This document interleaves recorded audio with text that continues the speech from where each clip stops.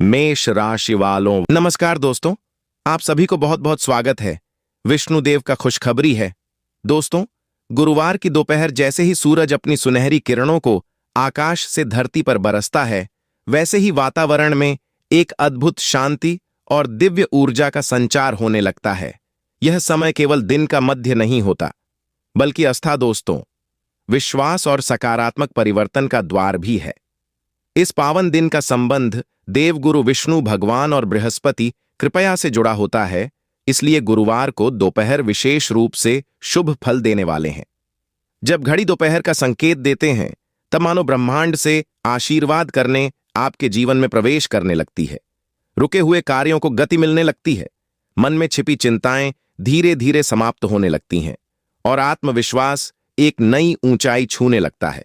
यह वही समय है जब पीले रंग का महत्व और भी बढ़ जाता है, जब हल्दी चने की दाल केले का दान और सच्चे मन से की गई प्रार्थना कई गुना फल मिलेगा। दोस्तों, गुरुवार की दोपहर आपको यह संकेत देती है कि यदि आप अपने विचारों और सकारात्मक रखें, गुरुजनों का सम्मान करें, माता पिता का आशीर्वाद लें और इस वर्ष के प्रति कृतज्ञता व्यक्त करें, तो आपके जीवन में स्थिरता, समृद्धि और सफलता के नए द्वार खुल सकते हैं। समय सूचना देते हैं, बल्कि विश्वास का आमंत्रण है। एक ऐसा चांद जब आप अपने लक्ष्य की ओर एक मजबूत कदम बढ़ा सकते हैं, अपने भाग्य को नई दिशा दे सकते हैं और अपने भीतर छिपी दिव्यता को जागृत कर सकते हैं।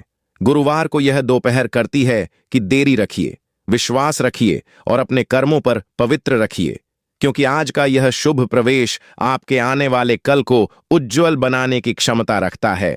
गुरुवार की इस पावन दोपहर के ग्रहों की स्थिति यह संकेत दे रही है कि आज का दिन कई लोगों के लिए रुके हुए कामों में गति लाने वाला है। साबित हो सकता है देवगुरु बृहस्पति और भगवान विष्णु की कृपया दृष्टि आज विशेष रूप से ज्ञान, धन और सम्मान से जुड़े मामला में सकारात्मक रह सकती है। कैरियर और व्यापार से जुड़े लोगों की किसी पुराने संपर्क से लाभ का संकेत मिल सकता है। अटके हुए भुगतान या रुकी हुई बातचीत आगे बढ़ सकती है। जो लोग नौकरी की तलाश में हैं, उन्हें सकारात्मक समाचार मिलने की संभावना बन रही है। पारिवारिक जीवन में मधुरता बढ़ेगी, बड़े बुजुर्गों का आशीर्वाद काम आएगा और घर में किसी शुभ चर्चा की शुरुआत हो सकती है। प्रेम संबंधों में गलतफहमियां दूर करने का समय है। सच्ची बातचीत रिश्ते को मजबूत बनाएगी।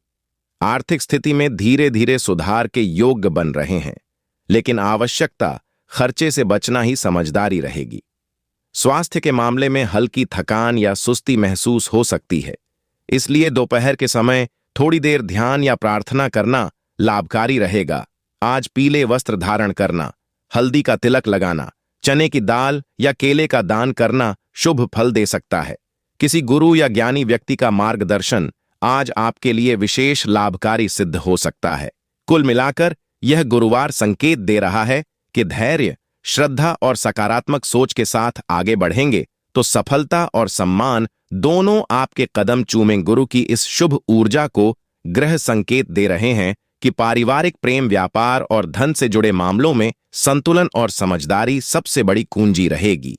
देवगुरु और भगवान विष्णु की कृपा से घर परिवार में चल रही पुराने गलतफहमियां धीरे धीरे समाप्त हो सकती हैं।